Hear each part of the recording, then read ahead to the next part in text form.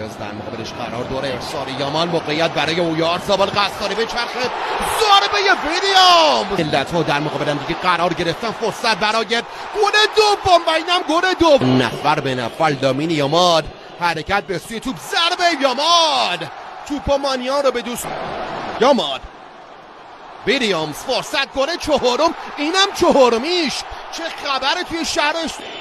حرکت میکنه اینجا، فرصت داره، ضربه رو زد، خلاف جهت زد.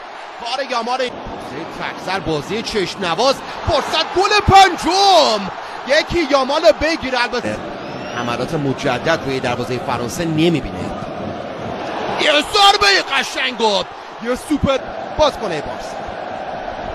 پاس کودر مال گوستو، ضربه که اونجا ارسال کرد، یه گل به خودی آدم میارم به راست. چه که حضور داره رایان چرکی، این در مقابلش قرار گرفته. کوکوری ارسالی که انجام داد، اینم گل چهارم، اینم گل چهارم با کمی تأخیر.